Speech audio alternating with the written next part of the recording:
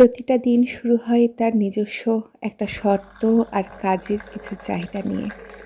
সেই কাজের চাহিদায় কোনো দিন থাকে ভীষণ কর্মব্যস্ততা, আবার কোনো দিন থাকে একটু অলসতা, কোনো দিন থাকে ঘরের কাজের প্রাধান্য, আবার কোনো দিন থাকে একদম থালা সাজিয়ে রান্না করার প্রাধান্য।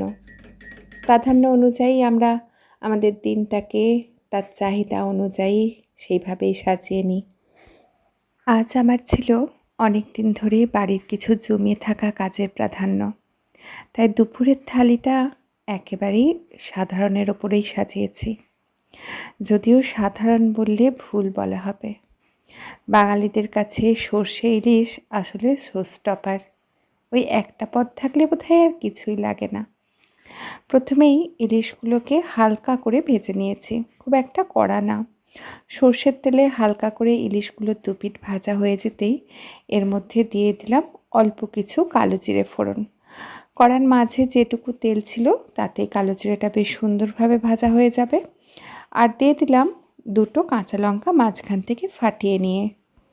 কালো জিরে আর কাঁচা লঙ্কা ফোড়নটার থেকে সুন্দর ভাজা গন্ধটা উঠে যেতে এর মধ্যে দিয়ে দিয়েছি সর্ষে বাটার জল, আর অল্প একটু হলুদও দিয়ে দিয়েছিলাম।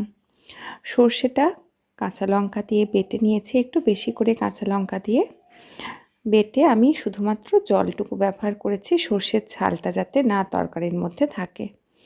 এবারে একটু ফুটিয়ে নিলেই রেডি আমাদের বাঙালিদের সব থেকে প্রিয় কালো জিরে ফোড়ন দিয়ে সর্ষের তেল ঝাল। স্নান করতে যাওয়ার একটু আগের থেকেই মেঘটা সেজে উঠছিল, তবুও ভাবলাম জামা কাপড়গুলো ভিজে আছে, একটু জল ঝরছে, স্নানটা সেরে এসে জামা কাপড়গুলো তুলব।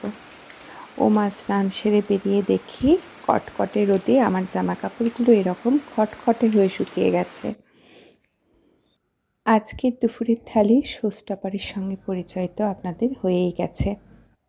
এর সাথে করে নিয়েছিলাম পাকা মিষ্টি কুমড়ো ভাজা। বেশ মিষ্টি মিষ্টি খেতে লাগছিল কুমড়ো ভাজাটা। আর ছিল গোটা জিরে আর শুকনো লঙ্কা ফোড়ন দিয়ে আলু ভাতে মাখা।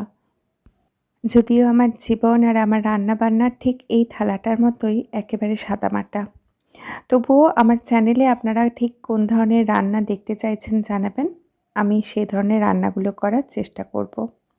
দেখা হবে আবার পরের দিন। আপনারা কিন্তু সবাই নিজেদের মতো করে খুব খুব ভালো থাকবেন।